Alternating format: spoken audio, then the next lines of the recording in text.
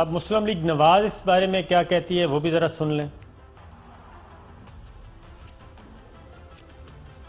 مسلم league نواز کا جو sort ہے وہ ذرا نکالیے جی۔ اچھا جی، وہ ابھی ساؤٹ نکل رہا ہے۔ بھٹی صاحب، میثاق جمہوریت کی بات کی گئی کہ اس کو ہم اپ گریڈ کریں گے۔ میں آپ کو میثاق جمہوریت کے کچھ پوائنٹس بتا دوں۔ میثاق جمہوریت میں جو چیزیں رہ گئی تھیں وہ کیا تھیں؟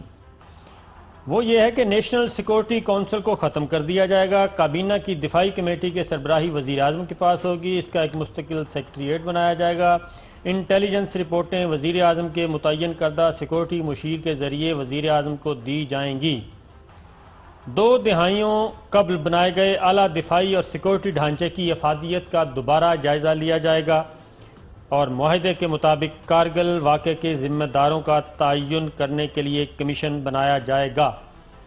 نیب اور متعلقہ احتساب کے اداروں اور افسروں کا احتساب اور چھان بین کے بجائے احتساب کمیشن کا قیام، جس کے چیئرمین کو وزیر اعظم، قائد حزب اختلاف اور مشترکہ پارلیمنٹ کمیٹی کی مشاورت سے مقرر کیا جائے گا۔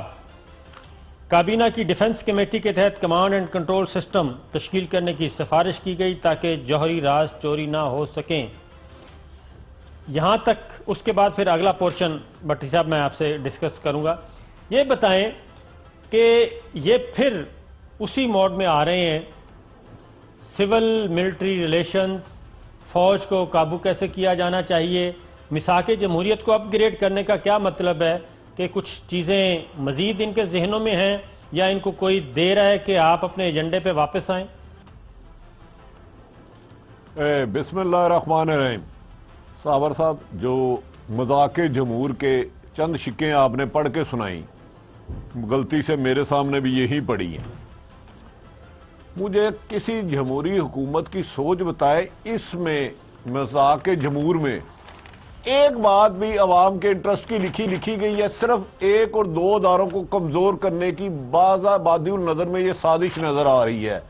ISI، ملٹری انٹیلیجنس اور تمام دیگر خفیہ agency prime minister secretariat, cabinet division اور وزارت دفاع کے ذریعے وزیر اعظم کو جواب دہ ہوں گی۔ ان ایجنسیوں کا بجٹ کا کابینہ کی دفاعی کمیٹی منظور کرے گی۔ مجھے بتائے، اس میں 18 کروڑ عوام کا کہاں ذکر ہے اس پورے مذاق جمہور میں؟ کہیں لکھا ہے کہ تعلیم سیاستدانوں کی اور غریب کا بچہ ایک جگہ لے گا؟ کہیں لکھا ہے کہ صاف پانی 20 کروڑ عوام تک پہنچانا حکومت کی ذمہ داری ہوگا؟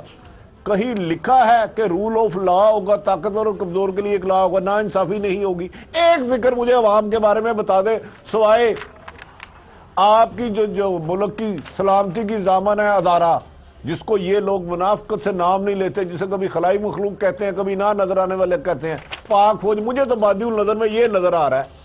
صاحب، آپ کی بات یہ کوئی جمہوری حکومت سوچ سکتی ہے؟ سنیں، یہ انٹرنیشنل ایجنڈا ہے۔ جی بالکل بالکل ایگزیکٹ